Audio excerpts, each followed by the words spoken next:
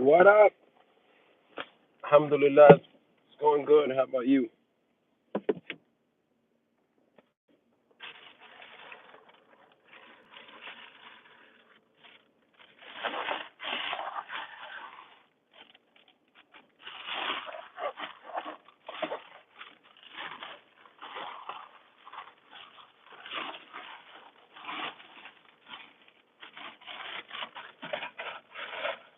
We're back, Queen.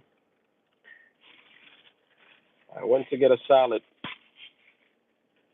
I couldn't make it with a soup. You doing good?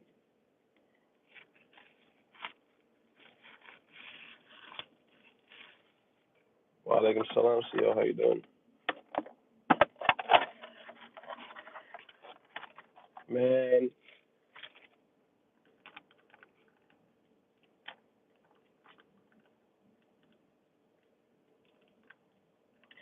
I gotta stay off of TikTok a little bit. I just gotta post and stay off of it because I started going through the lives again, and I start seeing my brothers and sisters in Syria on the live streams.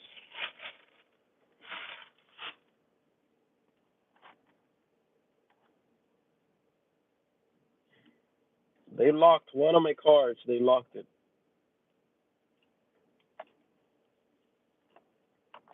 because I keep sending them money,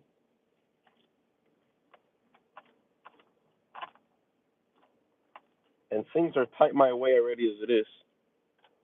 And then I look at the bill and it's like, oh, but I can't help it, man.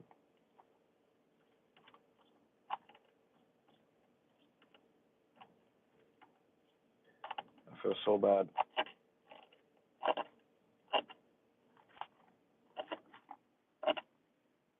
Bismillah.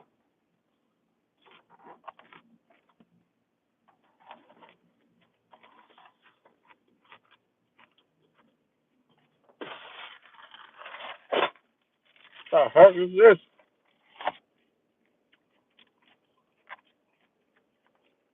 A piece of chicken was.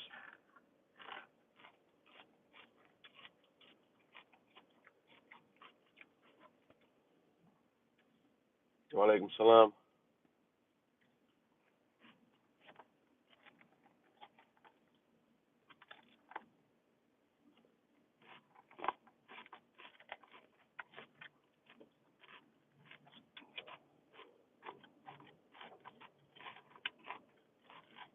The soup backfired on me.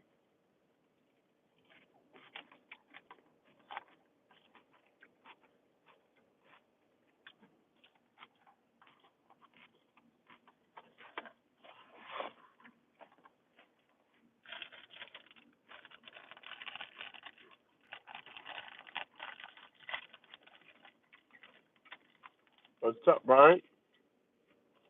How are you?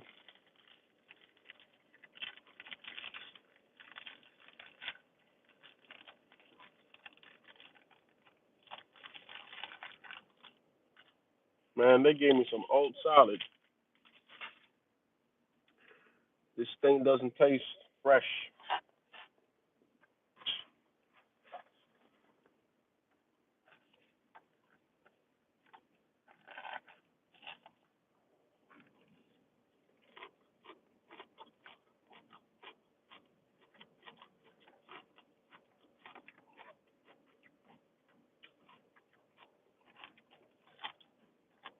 I mean, I'm eating the salad because it's nighttime is late. It's 11:36. I shouldn't be eating anyway. But I had a soup, like a six something. It helped me up for a while, but I'm starving now.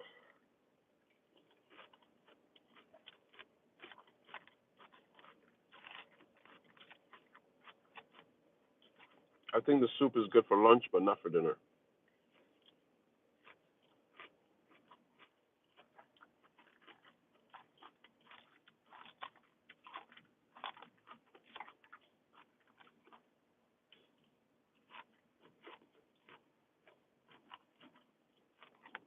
I'm gonna do some deliveries.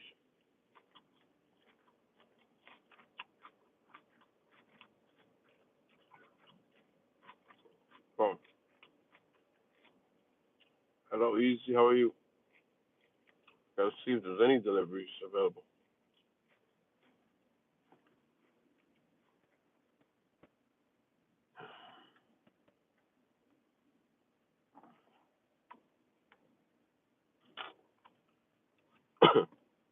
Stupid picture crap.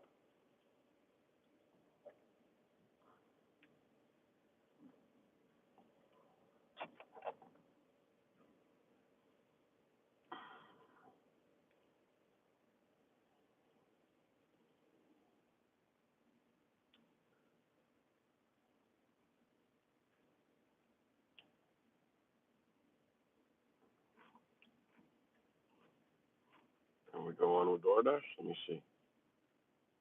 No, they want me to schedule. Oh, I'm just outside the range of. Oh, I'm gonna eat this first.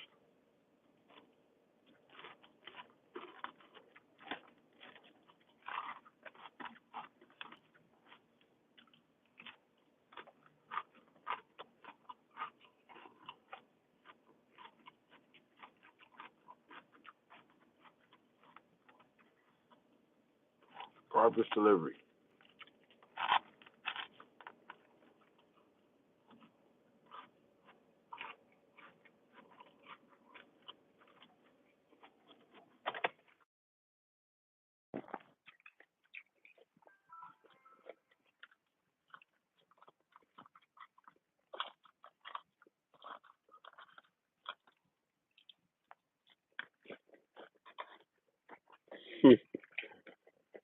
Munching ASMR.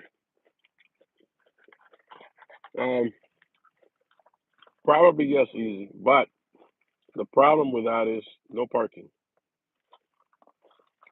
So if you have a motorcycle or an electric bike, you do good in downtown. If not, don't go to downtown.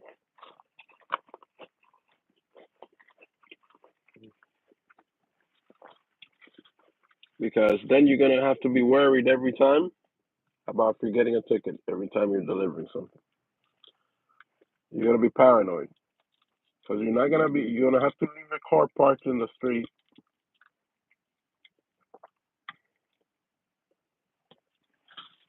which becomes a problem. Sometimes downtown you're gonna be going into buildings because these people are not gonna be downstairs. They're not gonna be considerate enough to know, oh, the driver's gonna have a hard time finding parking, if at all. Let me go downstairs and wait for it at the entrance of the building so that he doesn't have to. No, this people, 99% of those people don't care about this. They don't think about the driver like that.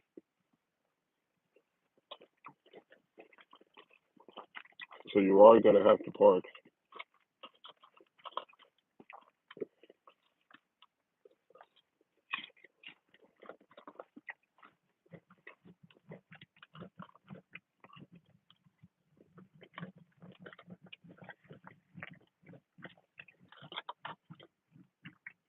Mr. Bone, still no power there. What the heck, man? Sorry to hear that.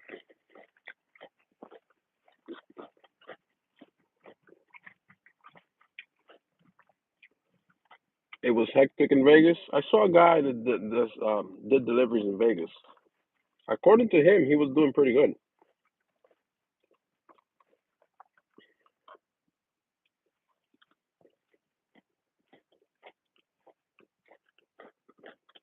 Palmetto.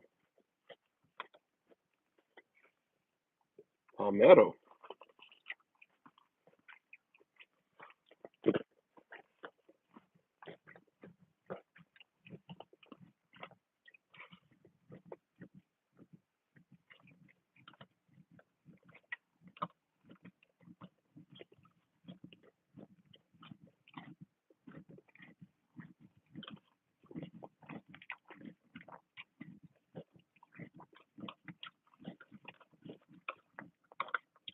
I was gonna get a potato with a salad, but I figured the potato might be too much this time.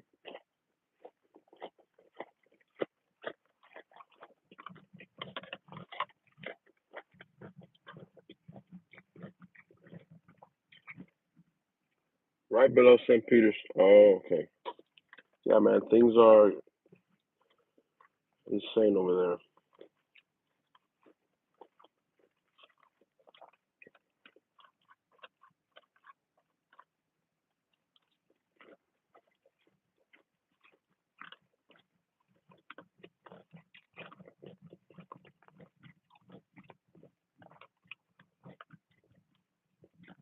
But I'm gonna be heading that way soon, inshallah.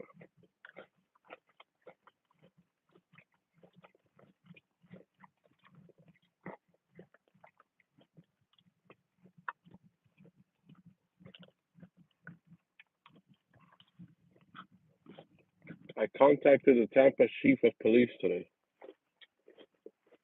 Hopefully, I get a response.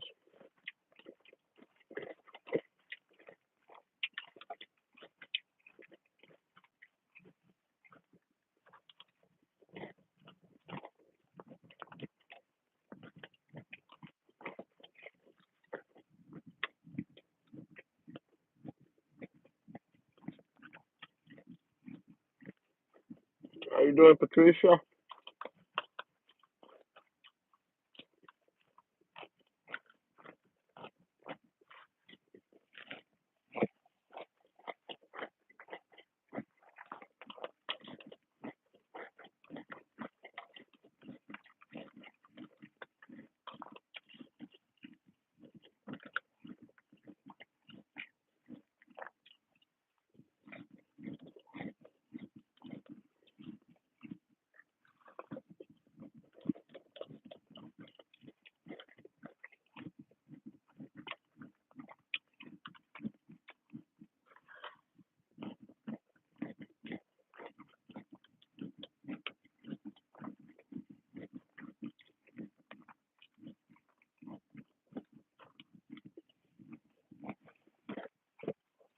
Here comes the ducky.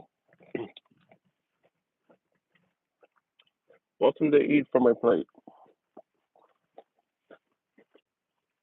I'm not gonna give them my lettuce because they already got grass.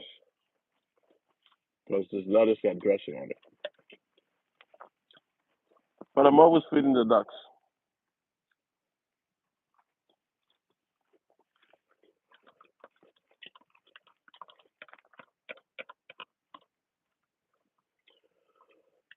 Oh man, when I go on this TikTok lives and I see Muslims in Syria and Palestine in the tents, they're in the tents, live streaming from the tents, and I talk to them. Some of them don't understand me because they don't speak English.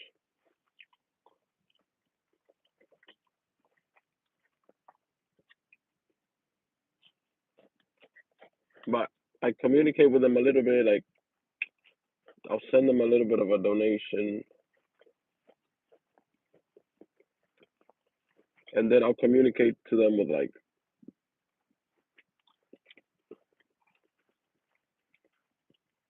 emojis.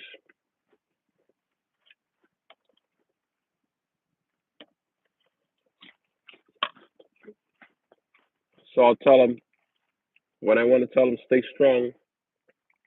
I'll say things like Allahu Akbar, and I'll put an emoji of the muscle like this flexing, right? And there was a brother earlier. He had a little boy, a little baby that he was asleep. He was in a tent. So I was sending him a little something, and then I was sending him emojis. And then he was doing it back. He was going like this, but he got so happy. But bro, I wish I had like $1 million to just give out all that money.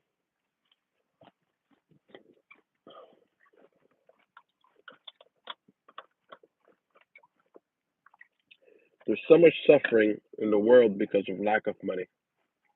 Some people say money is the rule of all evil. I don't really believe that because money can get you out of, can solve a lot of problems. Also, wa alaikum salam. You think World War III will happen? I'm not sure. Good question. In our time, hey again. So no pork or huh? Where did that come from? No pork. I deer hunt.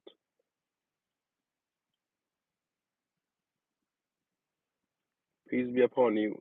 It means assalamu alaikum. Where did that come from? No pork. What?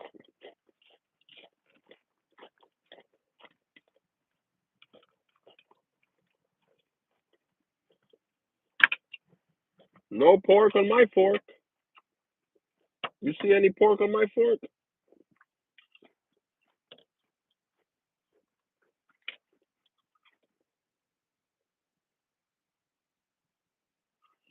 Yeah. Yeah, because the money itself, the money can solve a lot of problems. Actually, for example, if you look at the brothers and sisters in Syria right now, it is the lack of money that has them in a bad situation. It is the lack of money that sometimes have us in a bad situation. Because if you have the all of a sudden the money appears, somebody gives you the money, boom, you solve the problem. Problem goes away. Now, in the other hand, a person with a lot of money, like P. Diddy, can do a lot of harm. So it's not the money itself, it's the individual, right? It's the individual and circumstances. Some circumstances of not having money to fix something, or the circumstances of you have a lot, or the individual having a lot of money, but he's a bad person, so he uses his resources for bad.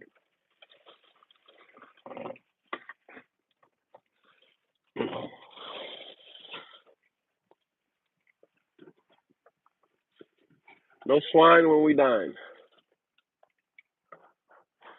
Pork's so unhealthy. It is extremely. I watch Roots and Brian. Also, pork has like what percentage of like human pork has like a 50% of human DNA or something like this, like the skin, something like this. I read.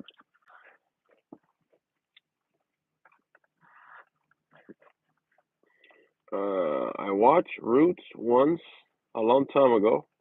I thought Muslims can't eat pork. Roots. What does Kunta Kinte have to do with Muslims?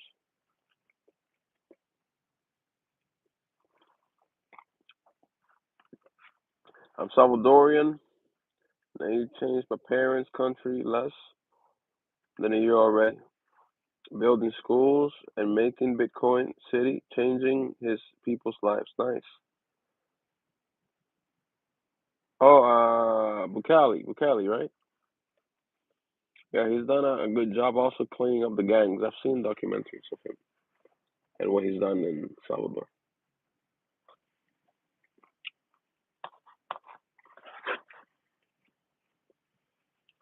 Who he was Muslim. Are you talking about a movie? Bismillah.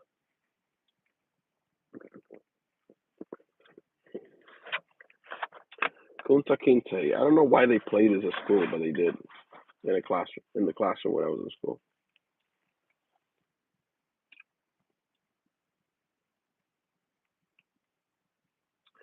He was Muslim. Interesting.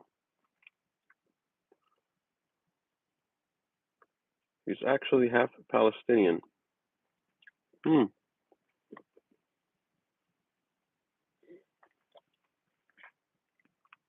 All meat is clean, not to be refused and received with thanksgiving. All meat is certainly not clean.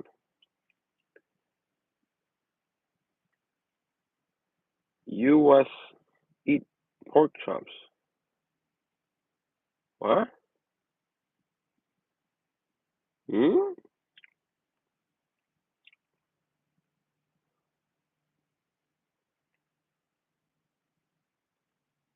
We not living under the law no more. What do you mean?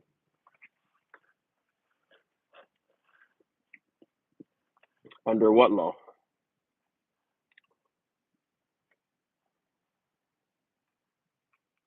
Presbyterian.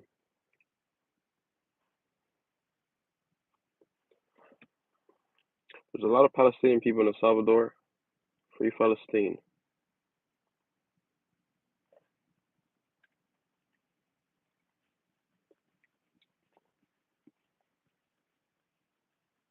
Mosaic law. Yeah, you're not living under that law because Jesus didn't come for you or me. He came for the lost sheep of Israel. That has nothing to do with you or me. Wa alaikum salam, James. How you doing?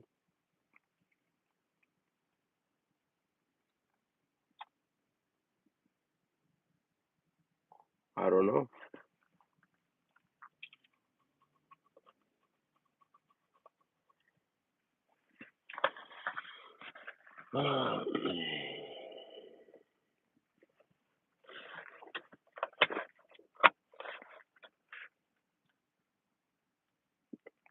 No deliveries happening right now. Nothing. Dry. Dry like the Sahara.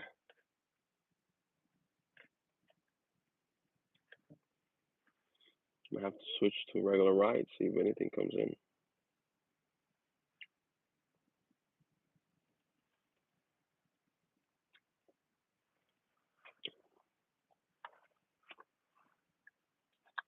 Try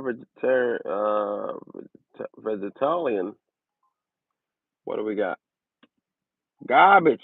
$3 for 8 mile drive delivery. You crazy? They must not want their KFC.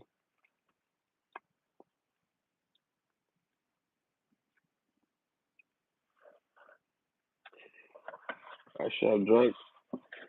Yeah, but this is lasting me 3 days, so I'm not doing a good job.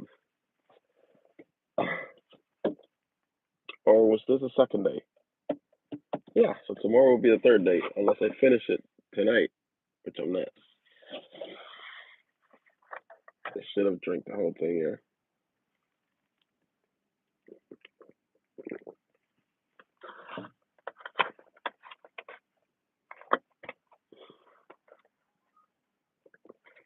Yeah, you must not want your Buffalo Wild Wings either.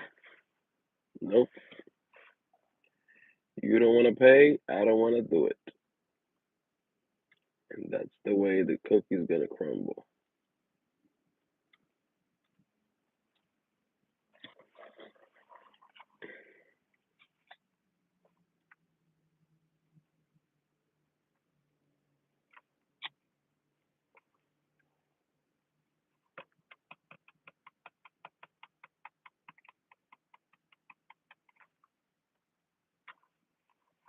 That's nuts. As a Muslim developer who wants cigarette work with a local.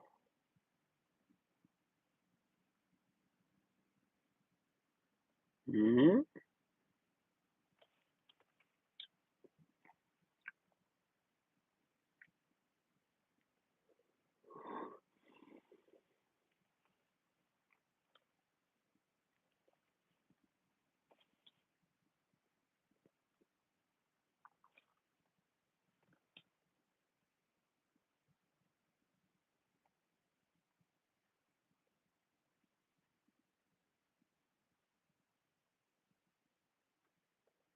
As a Muslim man is playing some game.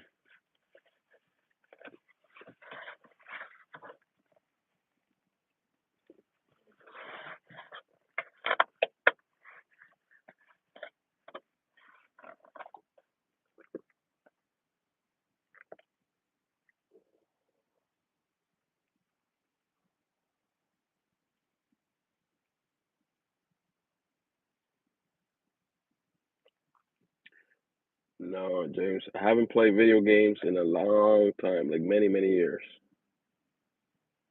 I have not. Many, many years.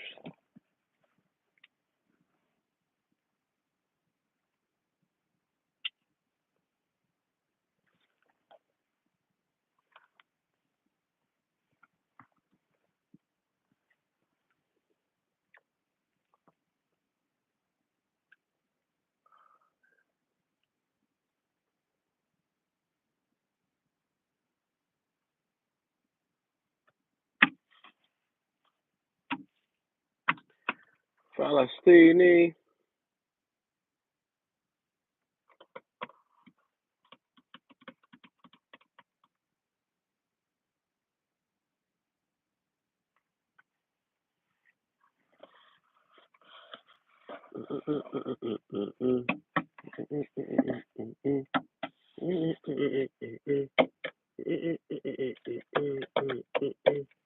I have must Fajar. Now? Fajar now?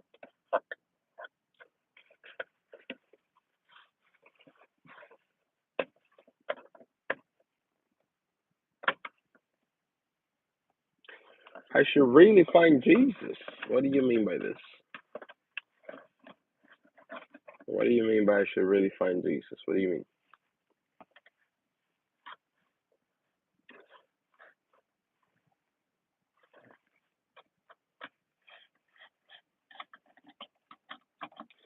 What happens when I find Jesus?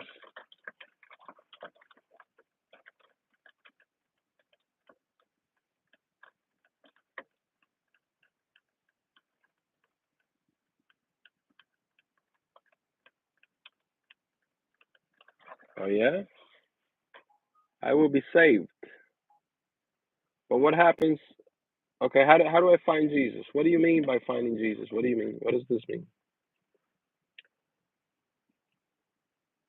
Thank you, Jay Banks. Hope you're doing well, man.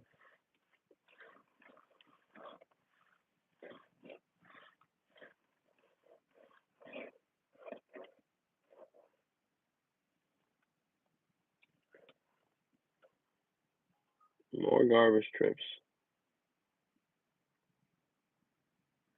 Yeah, work, but begotten has been removed from the New Testament because begotten doesn't fit the definition.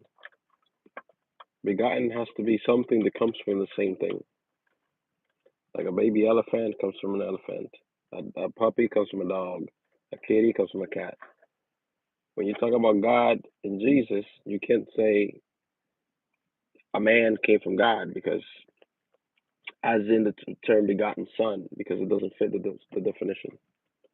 It would have to be a baby God came from God, which of course that doesn't happen.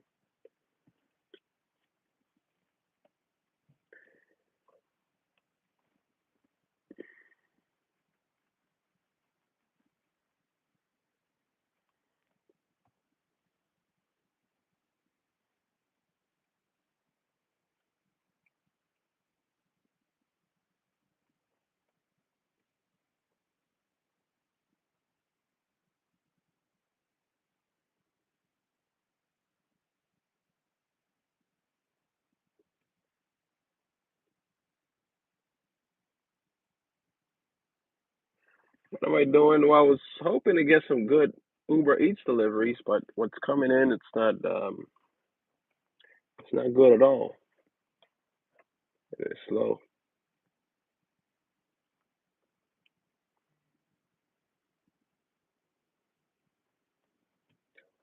Don't fight against truth. No, I just fight against falsehood. I don't fight against truth. That's why I'm Muslim.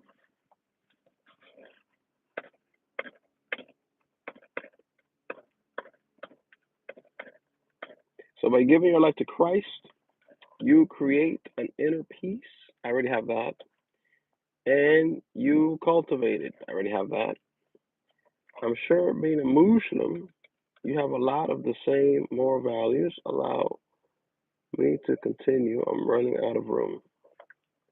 I got time. Jesus is not hard to find. I will tell you. to pray with your head covered. Tell you not to pray with your head covered. Oh, really? Doesn't the Bible tell the Christian women when they go into the church to cover their heads? I think you're saying the opposite. I think you're fighting the truth. Didn't Miriam, the mother of Jesus, have hijab? Didn't she wear hijab? What are you talking about?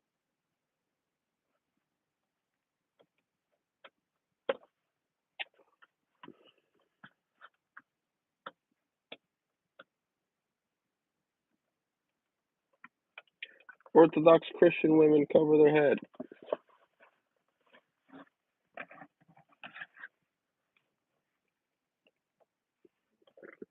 Jewish ladies, when they get married, they cover their head too. Well, they're supposed to anyway. I don't know if they do it or not, but they're supposed to. I've seen some South Beach. There's a lot of a big Jewish community in South Beach. I've seen.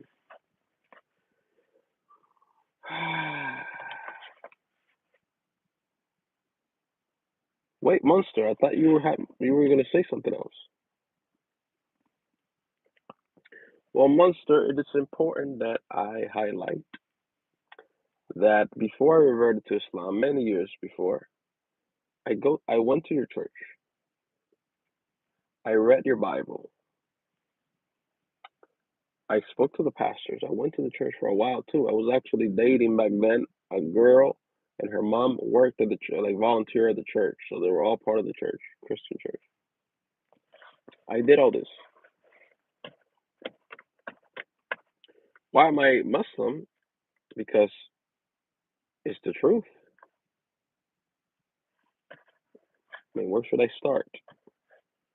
It is consistent. Islam is consistent with the same message that all the messengers brought. Worship one God and one God alone, including Jesus. That's exactly what he did.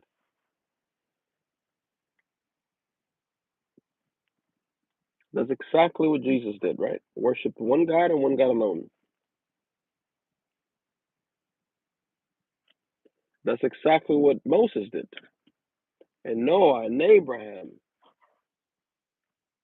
and Adam, they all worship one God. They all brought the same message. Monotheism. One God, one God alone.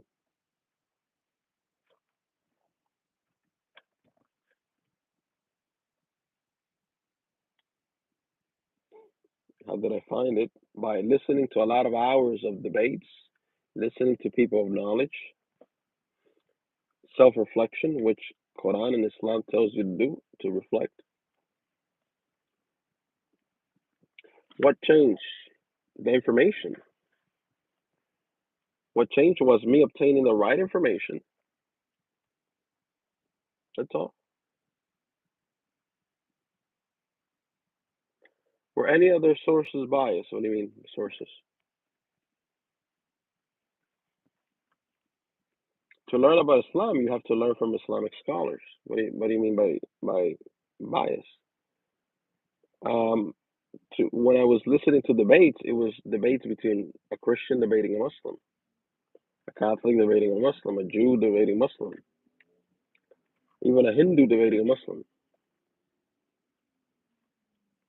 What do you mean by bias? Okay. Wa alaikum salam, how you doing? Alhamdulillah.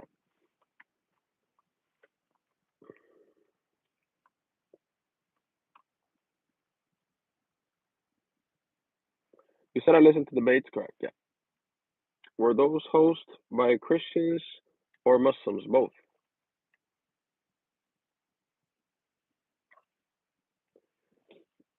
So easy. Even if the host is Muslim or not, or Christian, right? The people have a certain time. Okay, you get 5 minutes to talk. You get 5 minutes to talk, and then rebuttal and rebuttal. I mean, the host is irrelevant, right? So yeah, you listen to the arguments presented. and you go with what makes sense, what's logical, what's reasonable, and you dismiss points that are illogical and unreasonable. And if you do this and you're sincere in doing this, then you end up in Islam.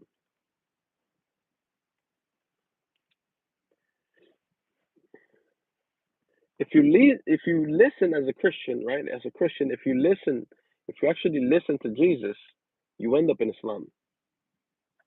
Seriously.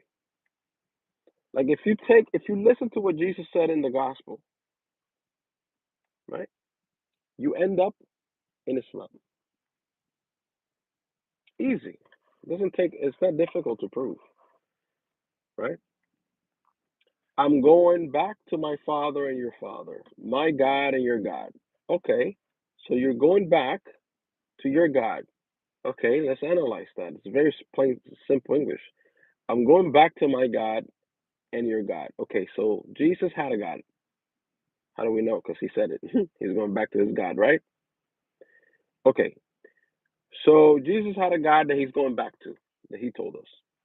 Okay, so this dismisses the idea, that statement alone dismisses the idea that he can ever be God. This disqualifies him from being God completely. Unless the only way this does not disqualify him from being God is if you say God can have a God, which of course he can't, or for you to say there's two gods, Jesus the God, and then Jesus the Father. I mean, God the Father. So you would have to say there's either two gods or say um, that he doesn't have a God. I don't know. Just or say no, or say that he has a God, which he said. We're having a little bit of connection problems. Duck, duck. Was Jesus God all the time? At all times?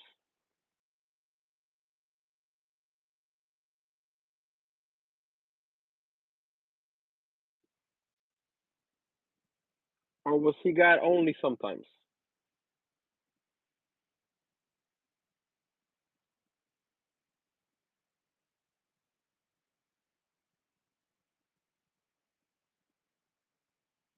Yeah, you're right, Smart. He was never God. But it's also difficult to have a discussion with you, Smart, because you claim you're not Christian, but you quote the Bible every other. All you do is bring quotes from the Bible, which is weird.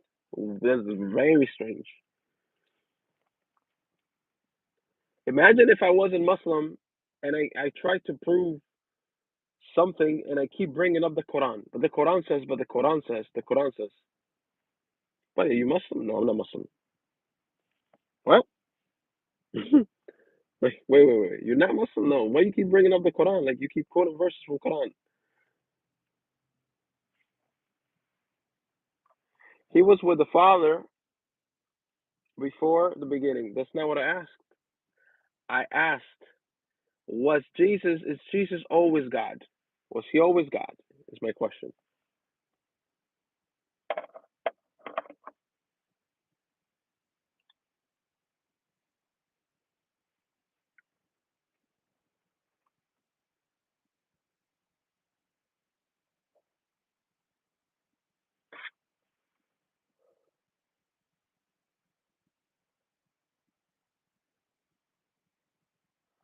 Can Latinos be Muslims? Yeah. Islam is for all of humanity.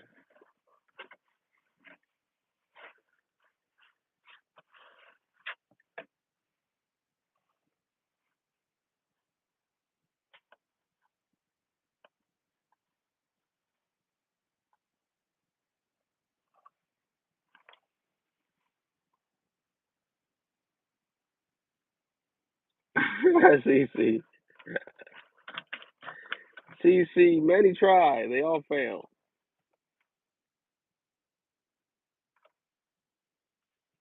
But I wanna know if Duck thinks that Jesus was always God.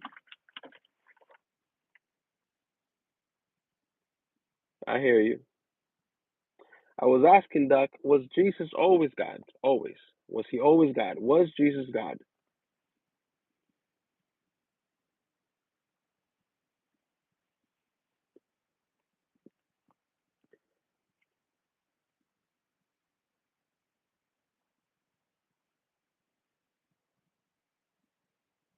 Every knee shall bow, every tongue should confess Jesus is Lord. So smart. But remember, he's not Christian.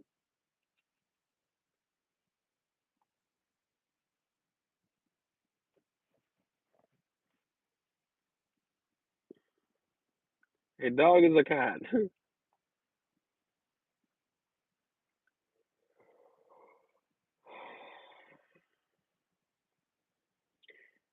Monster says Jesus is God in human form. Really? So when he said he was going back to his God, what does he mean by this?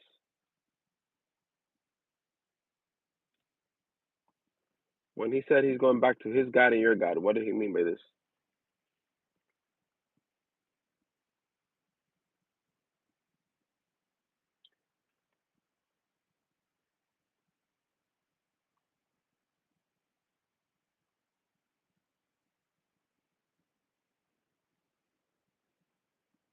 Hmm.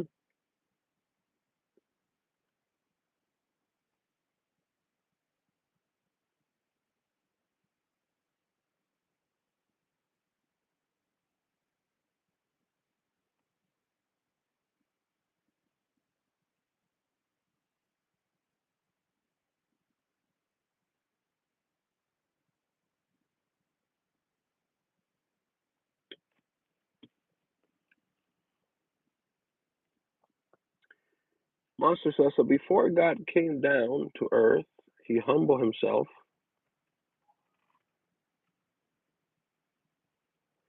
and almost limited himself of his godly powers. Almost? So Jesus wasn't limited. He was almost limited, but not limited, right? Miracles, but he couldn't necessarily do everything. So if he couldn't do everything, that means he's limited. You said he was almost limited, but then you said that he couldn't do everything. If you can't do everything, then that means you're limited. So you have a contradiction in your statement. So he is limited. So God is limited. Limitless God, God who can do all things, he's limited now because it's Jesus.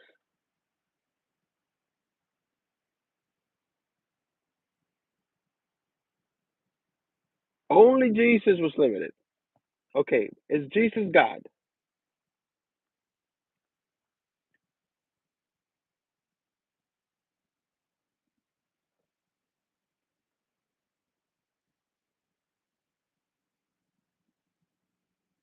So Jesus is God in human form, but Jesus is limited. So is God limited?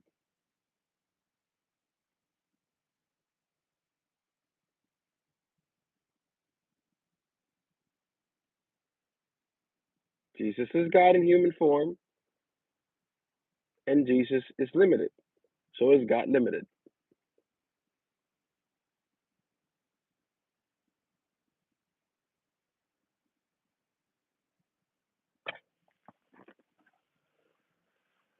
So God is limited, right? But you're saying Jesus is God,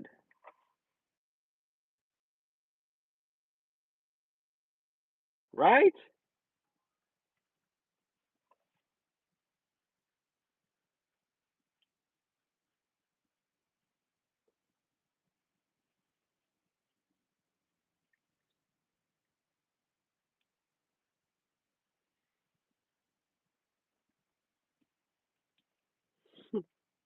See.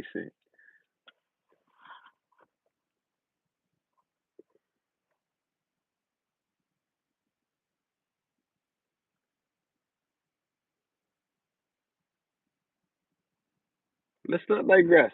So you're saying Jesus is God, then you're saying Man,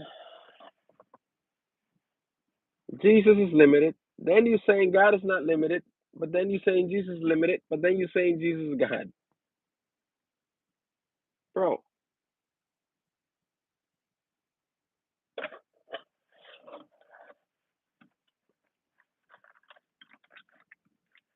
so what did he mean when he said he's going back to his God?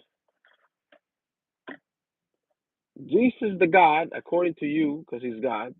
What did Jesus the God mean? What did he mean when he said he's going back to his God?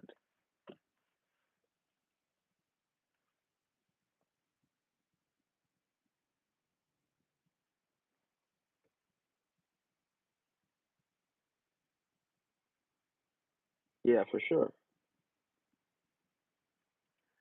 I've had this conversation many times.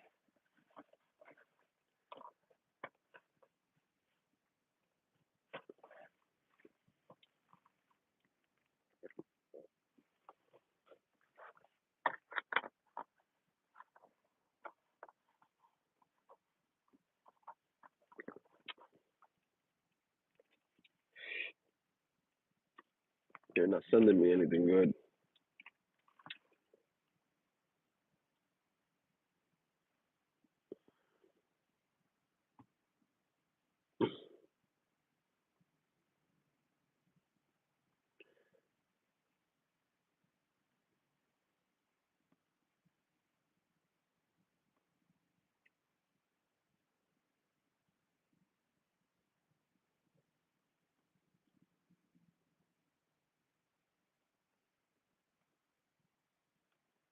I don't know, man. I'm only 14 and I'm not spiritually knowledgeable. But I promise, once and a bit more educated, I love to have another conversation. No problem. Duck says Jesus is God in human form, and God is his Father. That's why he said his God. So God, the human form God, has a God.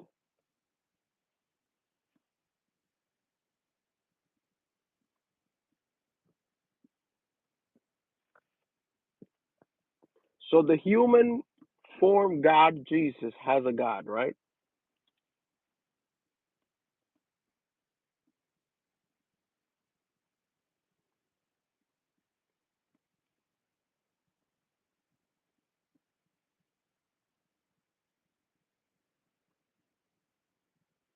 I'm just trying to understand. I'm trying to follow.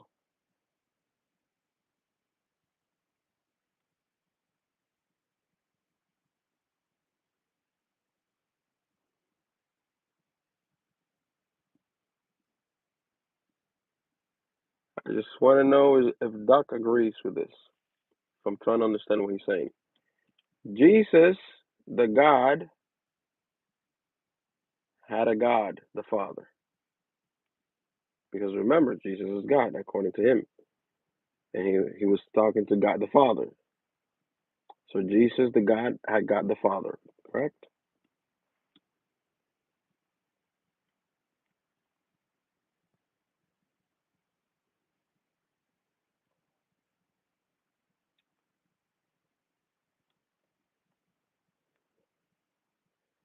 No.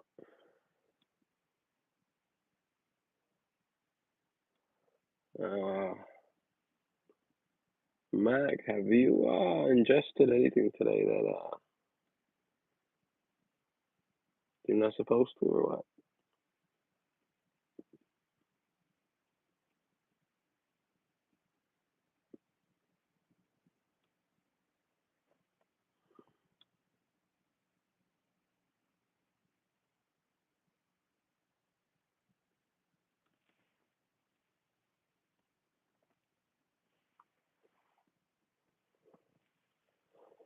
God is all knowing and loving entity. He humbled himself and looked upon humans, from which is Jesus, But we are born in sin. Why would a baby be born in sin? A baby that did not ask for to be here and has done nothing. Do you think that's just for God to say, "Hey, a baby, you're sin. You're gonna be born with sin"? How is that just? And that's why Jesus was able to pay for our debt on the cross. Duck, duck. Jesus, the man, right? Jesus, the man, God, that you say he's God. God, the Jesus, did he have, was he calling out to God the Father? God, the Jesus, was he calling out to God the Father?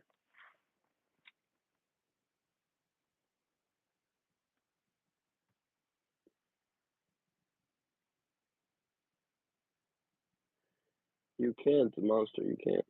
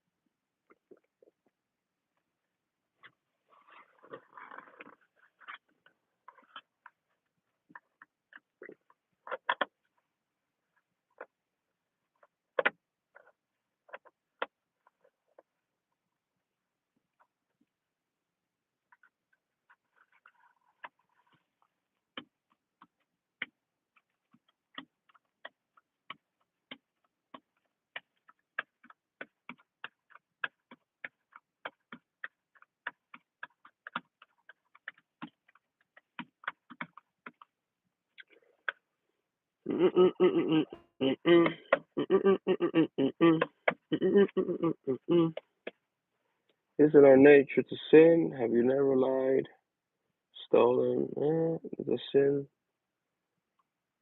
from that. That's why we need Lord Jesus. See how? Notice how he's avoiding the question.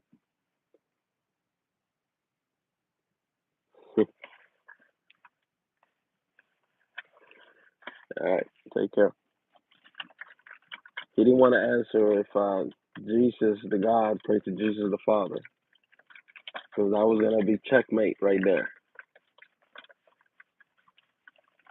Gonna be checkmate. You know what I was gonna. You know what I was gonna ask him next, right? How many gods are there in that equation? Jesus the God praying to Jesus the Father. We're talking to God the Father.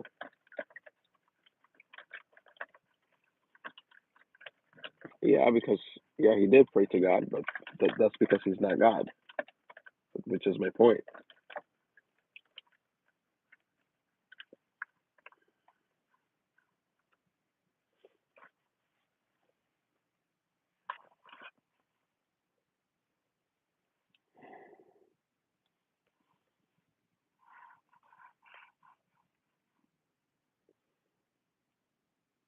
Yeah, we know this. That's why that's a Muslim belief. He's not God. He has a God and he's a prophet. But smart, I don't know what you're talking about, bro. You're all over the place. You claim you're not Christian, and you keep quoting from the Bible, and then you say you're not Christian, and then you say no, Jesus is the Son of God, but then you say which is a Unitarian Christian belief, but then you distance yourself from the title Christian, which is strange, very strange.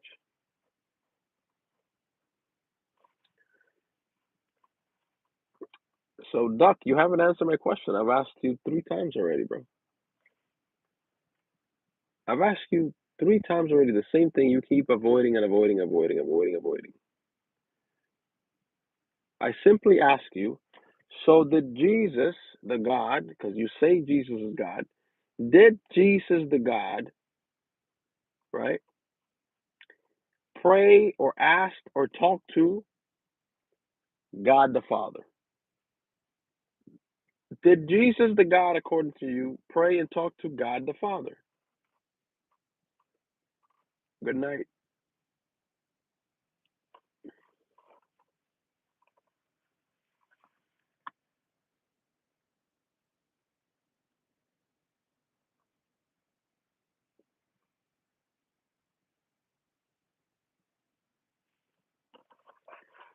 Yes. Okay. So Jesus, the God, spoke to God the Father. Now, Duck, here's my question. How many gods are there in that equation?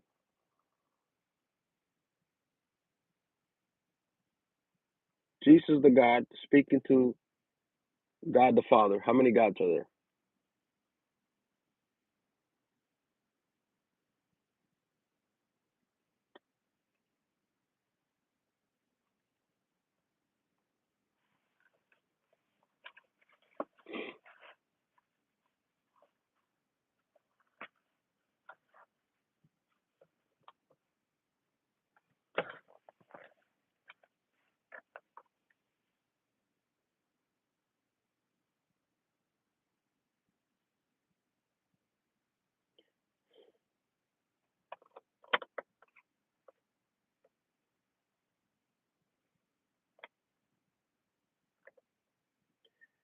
Jesus, the God, speaking to God the Father. I'm asking you how many gods are there, and you say one. So it's one plus one is one. Yeah. One Jesus the Father plus one God, one Jesus the God plus one God the Father equals one.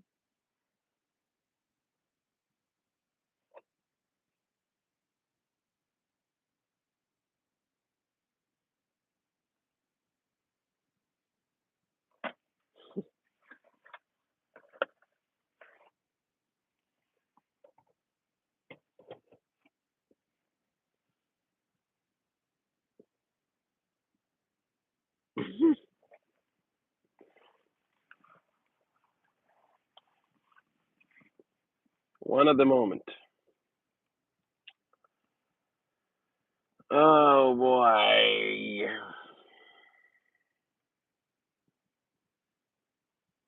I can't do it, bro. I can't do it anymore. Bring back the room with the padded walls.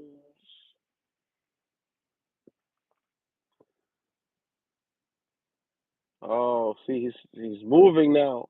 How can you explain when Jesus he's on the move? When Jesus Christ rose from the dead, there was over 500 eyewitnesses. What does that have to do with one plus one? You claiming that equals one? Why did you just move the goalpost to something else?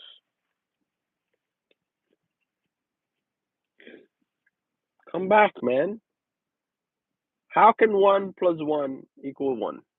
How? How, Sway?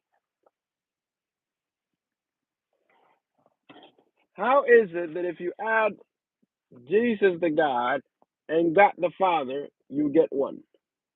How, Sway?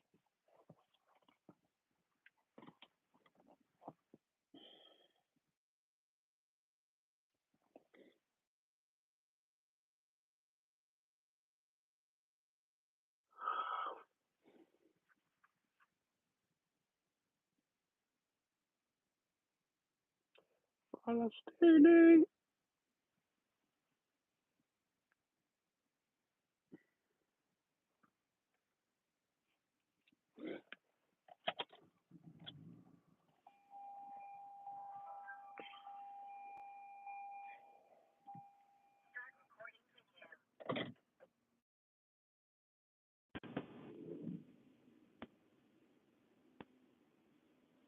She's trying to digress. That's why I don't acknowledge that point, really, or fall for it, because that's a moving the goalpost. Uh, that's moving the goalpost.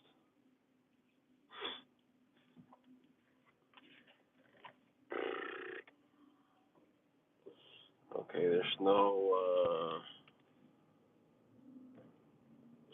deliveries coming in already. I think we're gonna call it a night.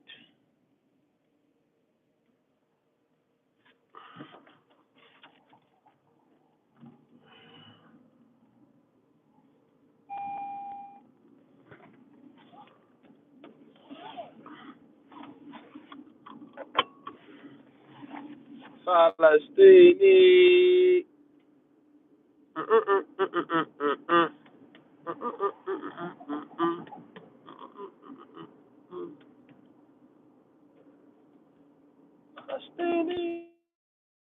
Palestini.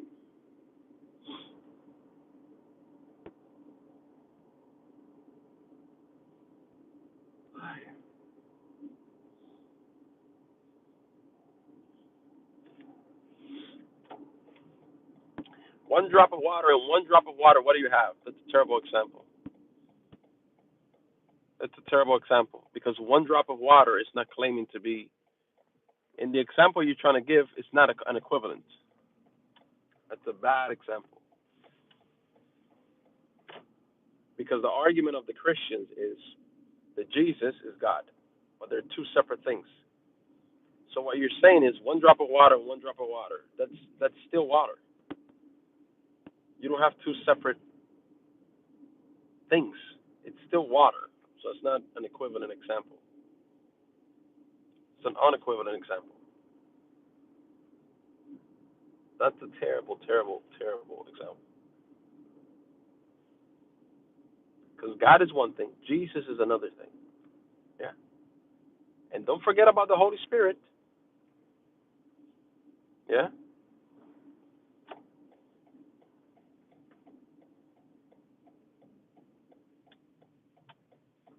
Bro, you're high as a kite. You don't even know what you're saying. You are high as a kite.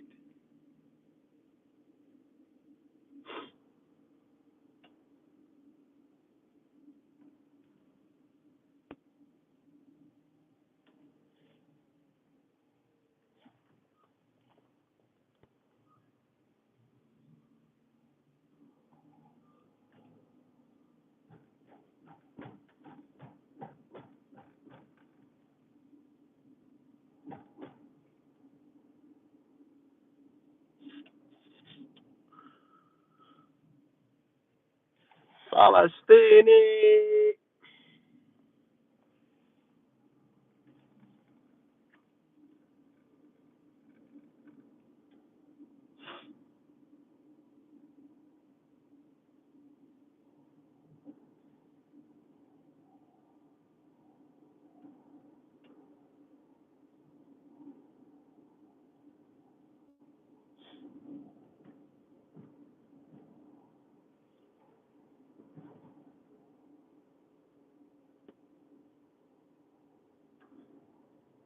The scariest show in black.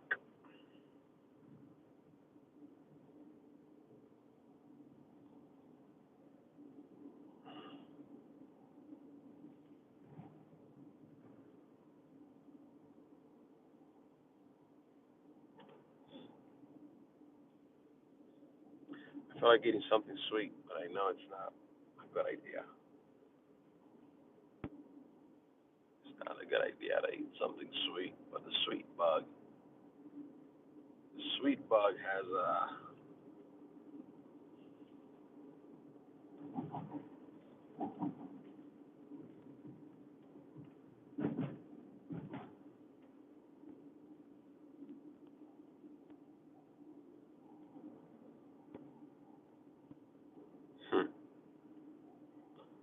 My wife sent me something.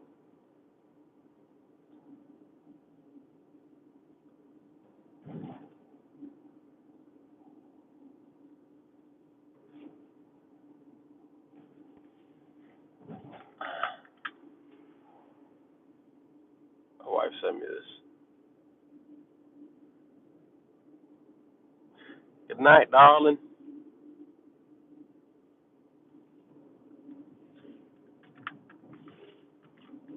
My wife sends me this often. Things like that.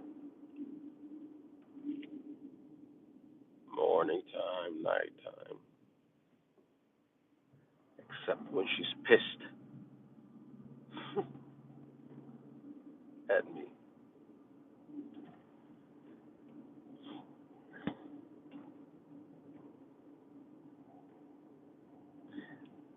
That's why I say, I've said before, women have a lot of power in their femininity and their sweetness. Because me, I've seen behind the you could say I've seen behind the curtain because of my past. Like the experience I have and being in the dating world and all that, dating coach and all that. So I know behind the curtain. So it's difficult to pull one on me or for me to not know what a woman is doing when it comes to the dating world, I guess you could say, even though I don't date, right? But I know that world. So when I say women have a lot of power in their femininity and their sweetness, this is a true statement. I'll give you an example. Let's say in a world where, let's talk in general, in a non-Muslim world where people are dating here in the West, right?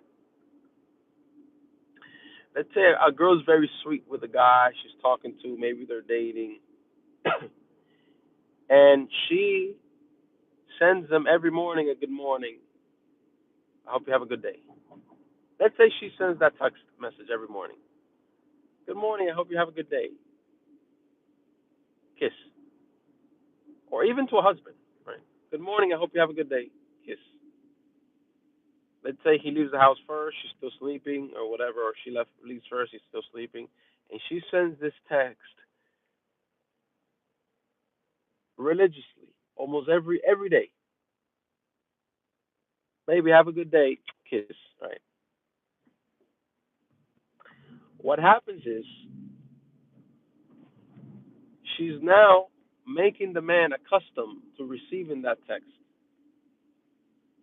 every morning, and the guy likes that, right? At a certain point, because it happens all the time, after a while, he may even take it for granted. Not necessarily take it for granted, but it just becomes like normal, right? It becomes normal. A couple of months pass. She sends him every morning. She sends a text. I love you, baby. Have a good day. Hope you have a good day. Kiss emoji. Yeah, this that right. One day something happens between them. She gets upset. Now this is where her power lies. Yeah, and this is very what's the word? This is very it's a very powerful move, right? Now he's accustomed to receive that text message of affection every morning.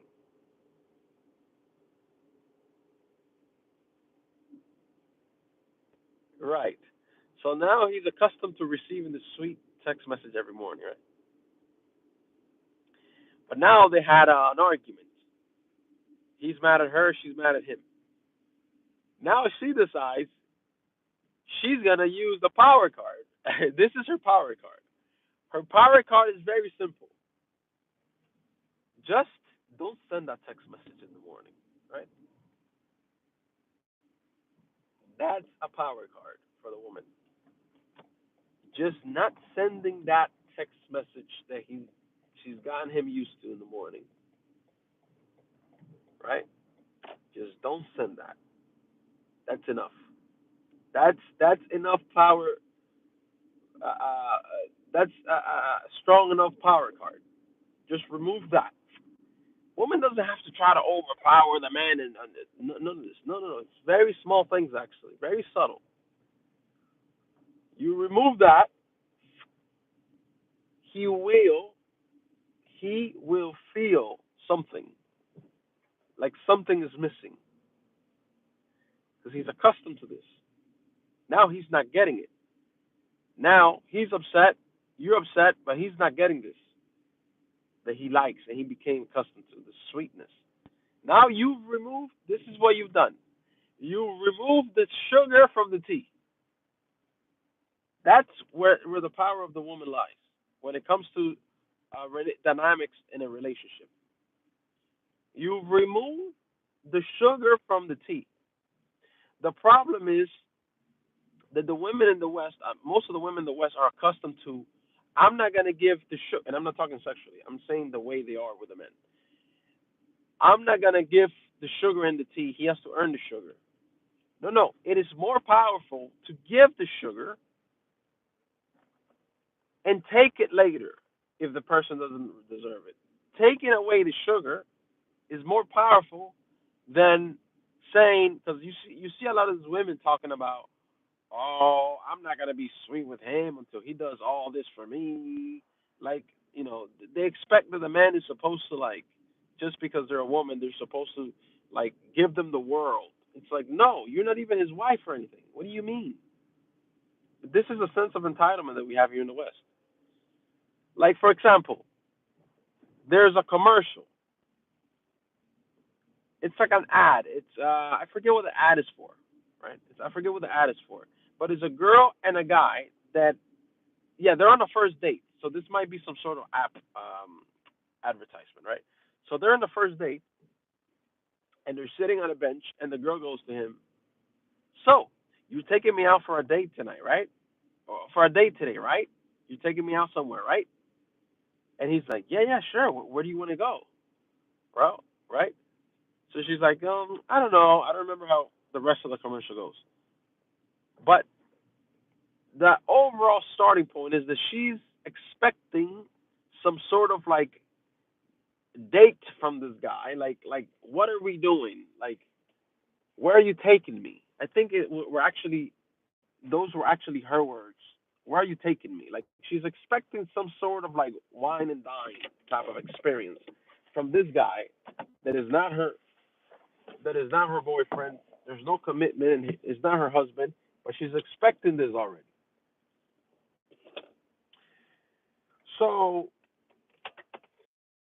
this is how women in the West are accustomed to thinking, that they deserve everything, even though they've done nothing to earn that from that man, right? Not even commitment, nothing. They don't have to give anything to him, but he has to give everything up front, and then later on, she'll decide if she wants to give some sugar. Again, when I say sugar, I'm not talking about sexually at all. Forget about the sex. I'm talking about the way she conducts herself with a guy. So, going back to what I was saying before, if he's accustomed to receiving this thing from her, now they had a fallout, like an argument, they're mad at each other, and she takes that text away. That action alone, if you want to torment the guy, that action alone will torment his whole day. That's power right there.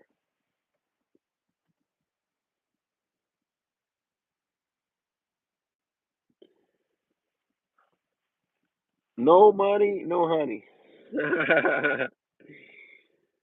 So, and this same thing can be applied to other parts of the relationship, right? But the power is not to withhold things. The power is where you take something away. So if I had a daughter, wa alaikum salam, Mr. President. If I had a daughter, she was she was she knew a guy that, for marriage and stuff like this, I will tell her to be sweet to the guy. Doesn't mean let him take advantage of you. No, no, no. Make sure you're with a good guy first. But treat him kindly. Treat him. Be sweet. Be the sweetest possible as you can with him. Right. Make sure he comes to an environment where he's a home. He feels like he's a home. Because the guy has to go out and he's already fighting with the outside world for resources. He doesn't want to come home to nagging. That doesn't mean you can't tell him, hey, we need to work on this or we need to do something. But timing, it's also important. When do you tell him this? Right? When do you present certain issues to him? If he comes home, he's stressed out from a long day, whatever. Now you're gonna pile on some issues, pile on some Why are you not blah blah blah blah blah blah blah? Wrong time. Do it at a different time when he's calm, he's more relaxed, he's not in stress or tired or exhausted. Nobody wants to be dumped a whole bunch of complaints on them when they're exhausted or they just got home from work or anything like this. So I would say be very sweet, be very kind, be very gentle, because men value that feminine energy. That's very powerful. And then at some point, if he's a jerk, then guess what you do? You take that away. Take that sweetness. Doesn't mean you got to be rude and cuss him out. No, no, you just stop being sweet. You take away the sugar from the tea. Now his tea is tasteless. Doesn't have the sweetness anymore. You can also take away the sugar from the tea if you present him with certain issues that he needs to work on and he's not working on those issues. You can remove the sugar from the tea. The sweetness, the text messages in the morning, you can remove that. Now, my wife has done this to me. But again, like I said, I know the game. I've seen behind the curtain before plenty of times. So I know what's happening. So it doesn't have the same effect on me because I've been there. I know what's happening. You see? So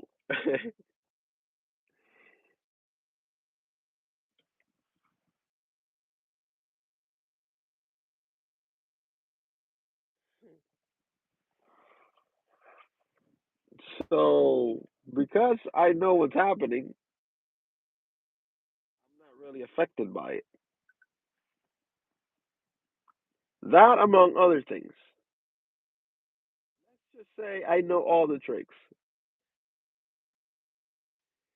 So it's very difficult you know, for me to fall for any of the tricks. But if I was a woman, that's how I would go about it, to be honest. I would be the sweetest woman to my husband.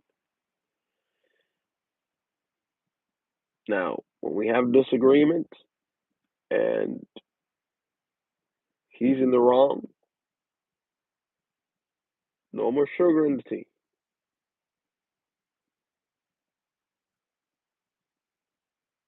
Yeah, you just all you gotta do is you take away that sweetness. That's it. Because every man that has a normal functioning brain, right? Unless there's some type of weirdo with some sort of mental disability, like these guys that are dating these girls from the hood, and you see these ghetto girls. They're walking around with these ghetto girls. They talk, they talk almost worse than them. What's happening? And they're ready to fight another girl. And I'm like, bro, a man dating a woman like that has to be at least 50% gay. At least 50%. Because you're attracted to masculinity. She's being masculine. Like, how are you calling that your girl or your wife? She's acting like a man, literally, and you're attracted to this. You lay down with this. You're attracted to masculine traits. So you gotta be. That makes you at least 50% gay. Even though consciously you might be like, no, man, I like this and that. I like her. I like a woman that has this and this attributes, physical. That's the only thing I'm attracted. No, but you're also attracted to masculinity. You're also attracted to masculinity. Look how she's conducting herself. You're okay with this. You don't. She's more masculine than you. Oh, so she has big breast and big butt. So that's you don't think you're gay? At least 50%.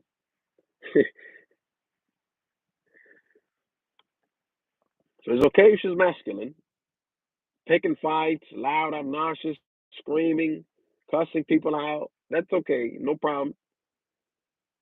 because she has the body, right, bro?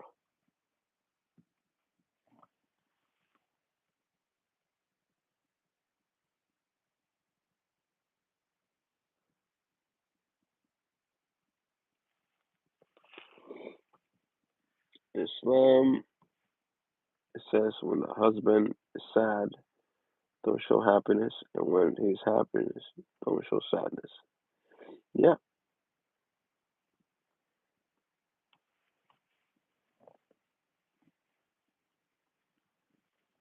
and it's true.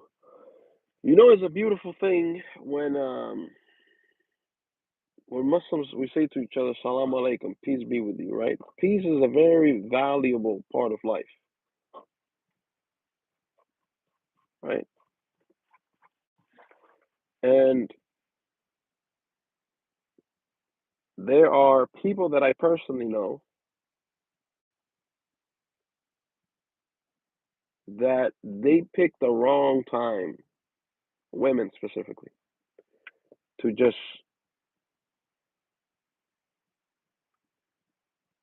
voice their disappointment. Like I know people like this. Not my wife, somebody else, right? They pick the wrong time to voice their disappointment. Like the guy just got home from work, he's about to get fired, and real example, he's about to get fired, he's about to get laid off, he's stressed out of his mind. He walks in, and she starts complaining about why he why did you leave the towel on the sink? Why did you leave your shoes? And there was a sock in the floor. What?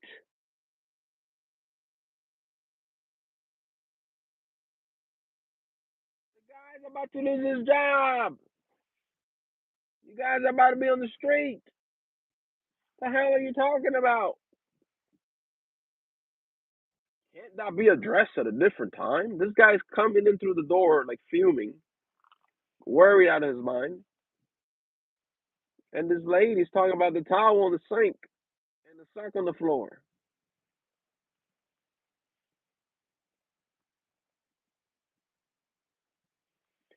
Then that's a weak man if he gets angry. I'm not talking about the men being angry. I'm talking about the lady that she shouldn't be piling on at the wrong times to stress. You're missing the point. It's going over your head. Nobody's talking about anybody getting angry. Why did you leave the toilet seat up? Yeah. Why did you leave the cap off the toothpaste? This dude is about to freaking lose his job, putting up with some crappy boss at work. They're about to fire the guy. He doesn't know how he's gonna pay his freaking bills in 2 months when he's fired or when he's gonna get another job. And now he gotta hear about the freaking toothpaste cap and the toilet seat being up. No freaking way. This is sadly that's you know. So then the question arises: well, when do you tell them about? Because you have to tell them about the toothpaste cap because it bothers me, right? Sure. And the toilet seat, yes, there is a time for this. I'm not saying don't tell them ever. I'm saying, you know, women have intuition and they can kind of sense what's happening and how the guy is. I'm just saying, pick a different time when he's like in a neutral state. Maybe tomorrow or the day after, when he's a little bit more removed from the emotion of I'm about to get fired, or from the emotion of I just had an argument with my boss or with somebody at work or whatever. When he's removed from that emotion, which goes away, and he's like in a neutral state, then tell him, hey, honey, remember to put the toilet seat down and the toothpaste cap. Just a reminder.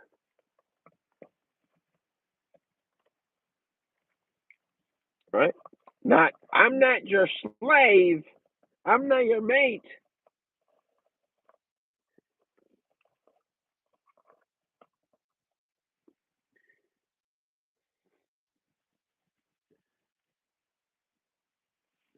There is no good time to nag, but there is a right time or a good time to present your to express your hey your things you don't like, of course. Not just you're not supposed to just bottle it up and not say anything. That's not what I'm saying. So it comes down to also like the way you communicate things, right? You don't have to communicate, something that it's bothering you in such an angelical way, but you don't also have to be rude about it. I'm not. You think I'm your maid? You think I'm your slave? Why you put the toilet seat? Why you leave it up? You're not the only one to use the toilet, bro. Get out of my face. Nobody wants to hear this. Now, do I expect the person to be like, sweetheart, remember that? No, not like that either. But just somewhere in between those two things, somewhere in the middle. Just deliver the message without being rude, or obviously you're not gonna be extra sweet because you're not happy about what you're presenting to him. And don't pick a time where the guy just comes in through the door from work. That's the wrong thing. Like that's the wrong time to present problems. If the guy just got home from work, I don't care what job he does. Like that's the wrong time. You know what would be a good idea? In theory, I don't know if this in practice would be uh, like you have a day, like let's say on Fridays or Saturdays, a list of concerns. You present this list to your husband or a list to your wife, things that need to be worked on, or even sit down with each other and go over it. Like, what do you think we need to, needs to be worked on, whether it is the relationship or the house. Let's write down some things. What do you think you need to do better? What do you think I need to do better? I'm gonna write down what I think you need to do better. I mean, that sounds like, oh, come on, man, I gotta wait till Friday or Saturday. But hear me, this is a scheduled thing. Not only would you be going over things that are gonna be helpful to your relationship more often, you're gonna be doing this more often, which it's like maintenance. What's the other option? Well, I'm just gonna say whatever I feel, whatever all my concerns at any time. I don't care if he got home from work. I don't care if he just woke up. I don't care if he's feeling good. I don't care if he's feeling bad or she. I'm just gonna unload whenever I feel like it. That's one option. That doesn't sound like a good way to go about it. If you want to gain understanding, if you want the other person to understand you, right? But if you do this, not only are you doing this on a weekly basis, some weeks there might be nothing. Good. But if something does arise where the other person has a certain complaint or something like this, well, it's going to come Saturday is going to get addressed because I'm going to write it down.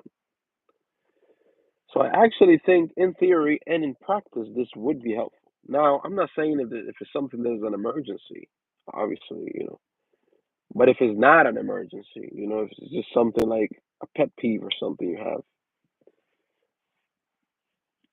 you can go on the list, on the Saturday list. Every Sunday at 1 p.m. it's time to present the list of annoyance to each other after lunch. Right, make sure you eat first. This way, there's no excuses because you know what time it is. This is scheduled. See, nobody can complain and whine about this. We agreed to this. This is scheduled. Here's the list of annoyance on Friday at 1 p.m. after lunch. So you know what's coming. You know a week in advance. Now at that point, it happens that at that time on that day something happened before, and the person gets annoyed. We have the schedule already. So here's the list, honey. Go over it later. And I'm not saying this like the woman just to do this. I'm saying both, both. This would be useful for both people doing this, not just one party.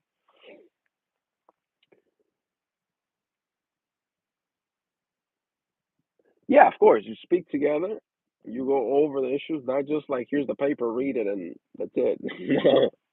No, it's a list. You make a list. Like maybe there's one or two things you want the person that you're with to improve, your husband or your wife.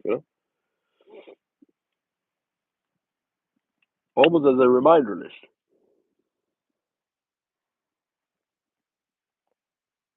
And then you know what's good about this? Next week comes, or 2 weeks, or 3 weeks, and you can take inventory, right? You can say, did this issues get resolved or not?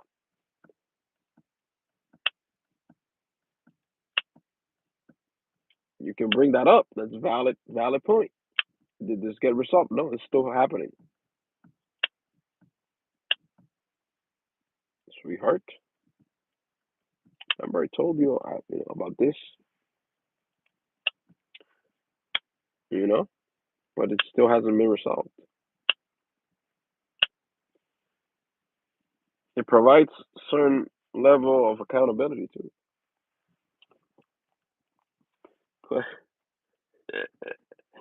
Put your socks in the washing machine immediately before they start stinking out the place.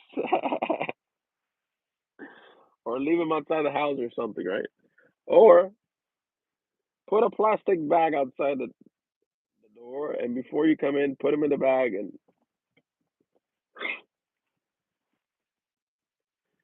because they stink. What would be some complaints? You know what really bothers me from my wife? I haven't told her about this because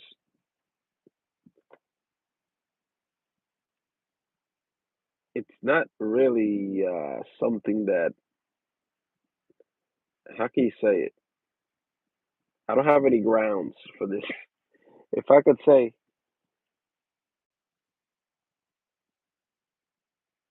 man, Steve, I don't have any grounds to tell her, like, change this specifically. It's just something that annoys me, but it has nothing to do with me, if that makes sense. I'll tell you what it is.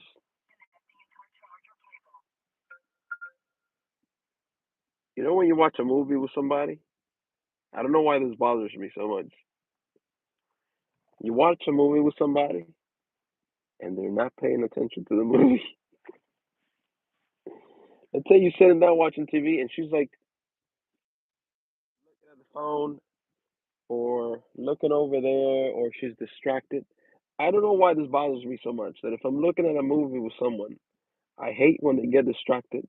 And maybe I want them to see a part and then they look away and then in my head I'm like, you missed it. So then I want to rewind it. But I don't really have any grounds to say,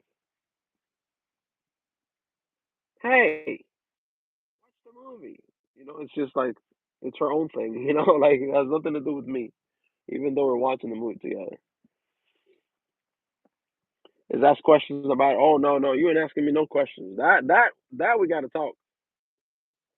Oh, now we have to have a talk. Leave me alone. I'm already annoyed that you're distracted for some reason. They keep talking to the movie annoying. Oh yeah, yeah, no, no, no. That's all. That's that now because now you disturbing my peace. Now you're directly disturbing my movie that I want to watch. Now you're disturbing me. It annoys me that you are distracted, but I can put up with it because you're missing out on the movie. What else? But if you're gonna interrupt me watching it, oh no, oh no, I'm gonna go watch this alone. Watch this. I'm gonna pause this and watch this at a later time. Like my wife sometimes goes, she says, "What are you watching?" I'm like, "It's boring stuff, baby. It's like debates, religious debates and stuff." I want to watch. You want to watch? Yeah, I want to watch. Put it on the TV. So like sometimes you hook up the mirror thing, so from your phone to the TV, right? And I'm thinking, you don't want to watch this. Like you don't want to watch this because I know it's like boring stuff that I watch. I want to watch. All right. So I put it on the TV, and sometimes I'm like, I'll be damned, she's watching it without being distracted, right? Sometimes I think she's not gonna like it, and sometimes she finds it interesting. And other times, play something that I think she's gonna like or find interesting. Like I'm like for sure she's not gonna look away. And she's all freaking distracted. And I'm like, internally, I'm like, damn it, pay attention. I can't say anything because it's. Why am I gonna say that for? It's her choice to do it, right? It doesn't affect me. It's just I'm a little annoyed by it, but this you know. But I did discover something that when we go to the actual movies, she watches the whole thing. If we go to the whole to the movies, she watches everything. Laser focus,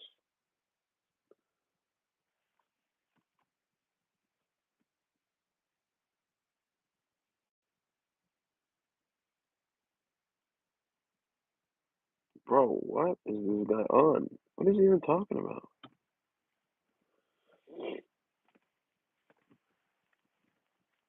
What's another pet peeve? Um, yeah, no talking in the movies for sure. Focus changes according to different times of the month.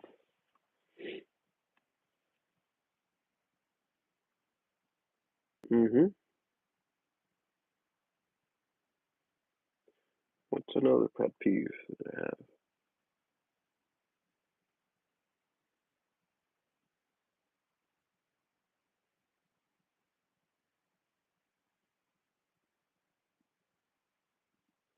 I'm a very simple person. $100 a movie. You better be paying attention.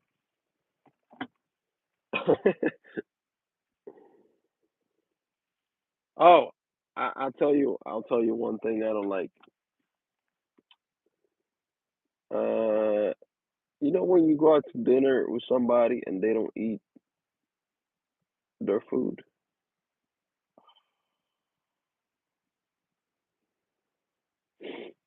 Yeah, especially if you paying, but then they don't eat their food. I'm sorry, you doing what? You're done? Yeah, I'm done. Oh, I'm eating that. Give me. Throwing this away? No, sir. Throwing nothing away around here. Make room for that. Or they take two sips out of their drink or whatever, and then the rest is like for the trash. Oh, what do you want? I don't know. I know you don't know. Usually, that's 9 out of 10 times. Let me, that annoys me also. Like I know that's how it is. I know that's how it is, but it just annoys me. I don't say anything because I know that's just the way it is, but it annoys me. So let's say we go to Denny's. I already know what I want. Why?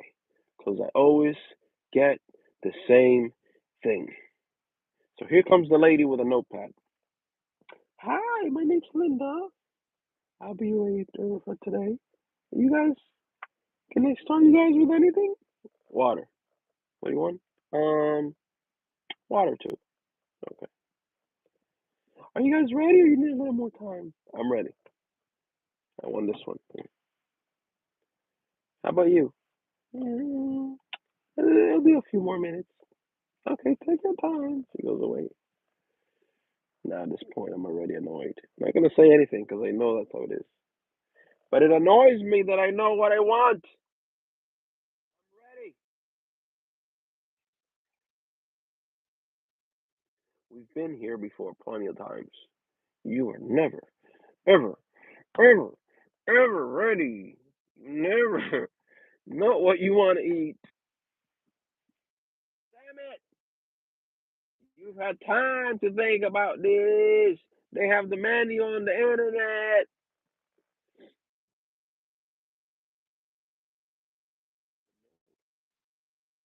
I'm already hungry. And now you still don't know what you want to eat.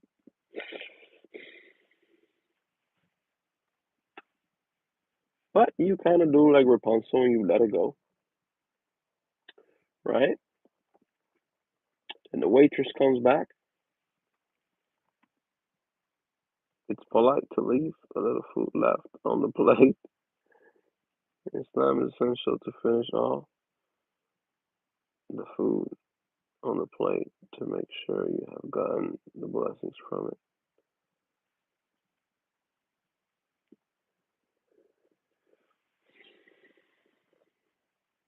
So that's another little pet peeve I have. Um, Here's another one. My wife does this a lot, and I've caught her. I have called her out on it several times, but she doesn't care. She still does it. Let's say we're talking on the phone because we only talk on video call.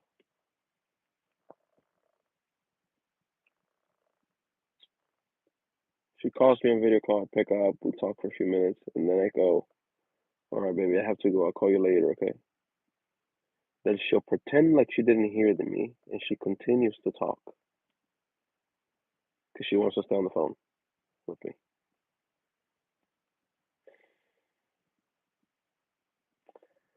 So she'll pretend like she didn't hear me. She'll continue to tell me about something else. Baby, I have to go. Then she'll go, "Why?"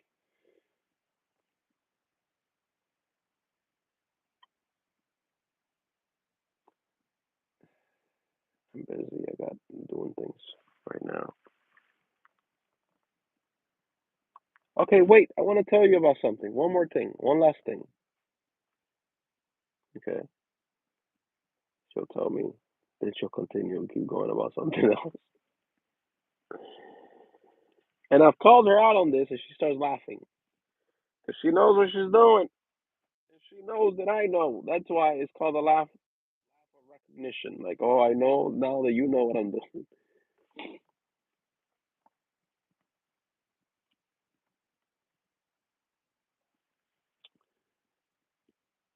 We're not knowing what to wear, to eat, and buy is so annoying. Listen, when I was with the mother of my son, I'm so happy I'm not with that woman anymore in every way. First of all, that woman takes forever to get ready. I'm not saying like she takes long. No, no. She takes forever. Not just long. Long is one thing. I've dealt with long before. But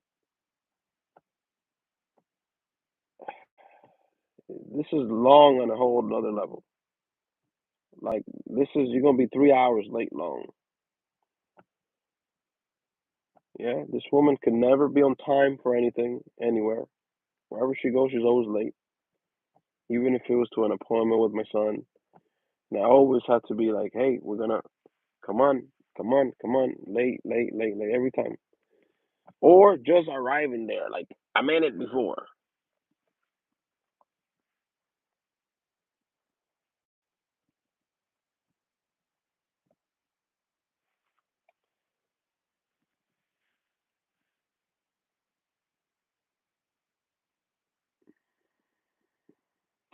Otherwise, it's hell.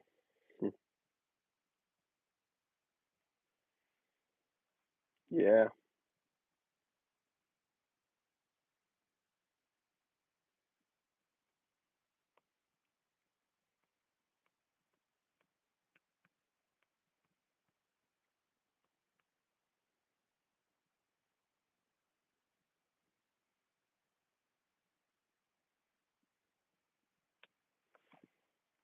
What else? What else? I'm trying to think of something else.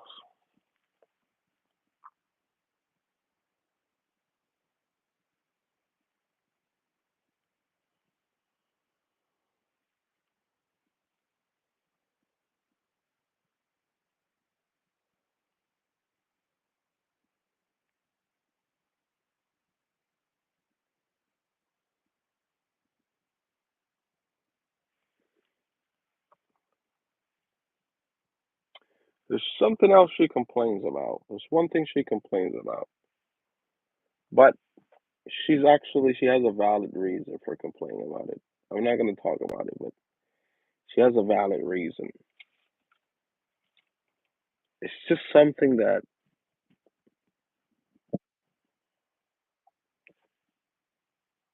how can I say? It's just something that I don't want to do, but she has a valid reason for, like, I understand why she wants me to do it. That makes sense. And she has a valid reason for asking. You know, I just don't want to do it. I might eventually, just to make her happy, but I don't want to do it, to be honest. But I might.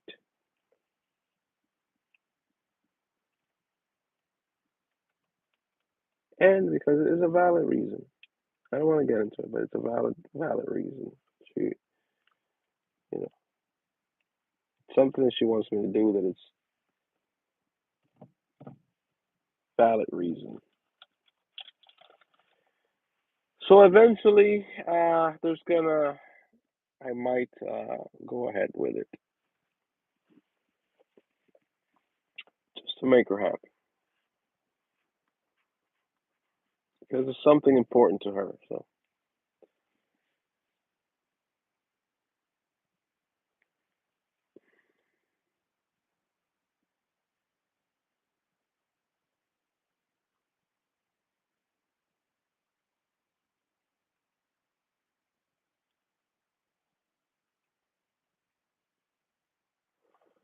man, write down on the calendar a week before she's due, so you can give her the extra attention and chocolate to lessen the torture. That's my tip. Oh, I actually do get her some. It's called, what is this thing called from Publix? It's a dessert. It's called it's like a coffee cake. It's like a slice of cake, but it's made out of coffee. It's really good. She loves it. But I do this randomly. I don't do it, because of a period or anything else. I just randomly do this sometimes.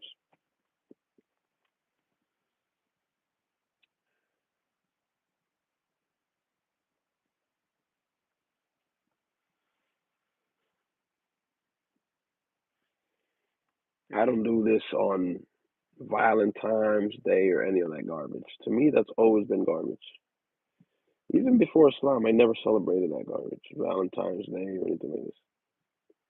I'll still do nice things for the person I'm with, right?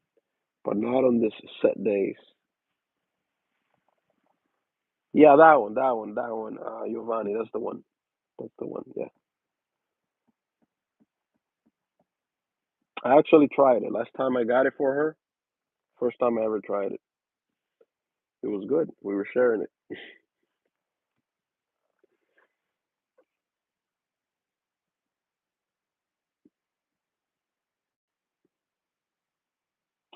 That's the one. It's delicious.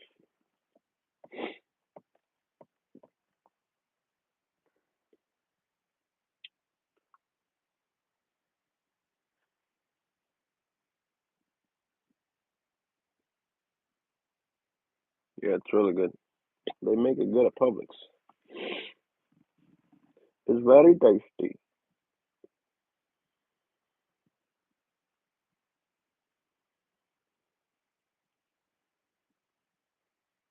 I tried it last time. I was like, damn, we're gonna share this thing from now on.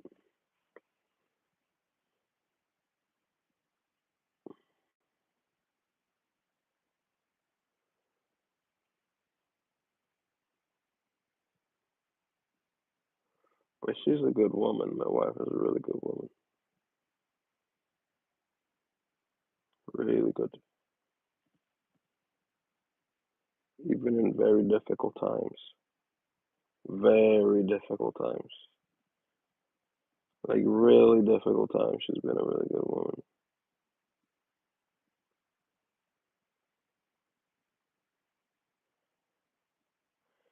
I don't think 99% of the women will be able to handle some of the times me and her had. Honestly, it's just no way.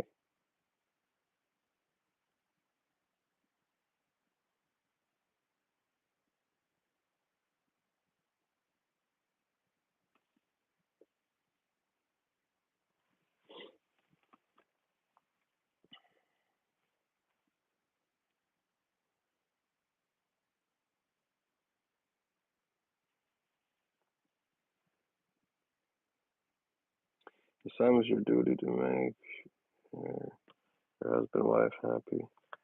A lot of requests. Yeah, this is true.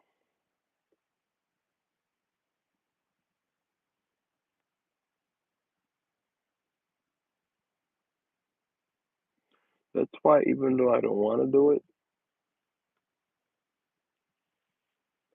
I'm probably going to.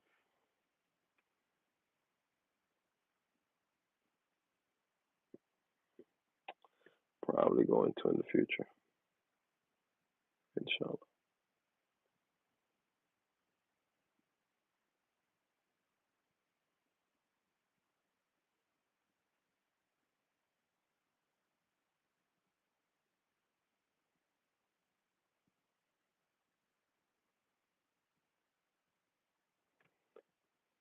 Maybe, but mm,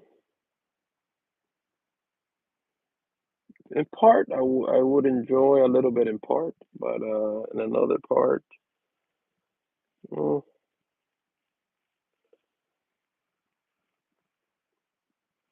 but again, it is a legitimate reason that she has. It's a legitimate request.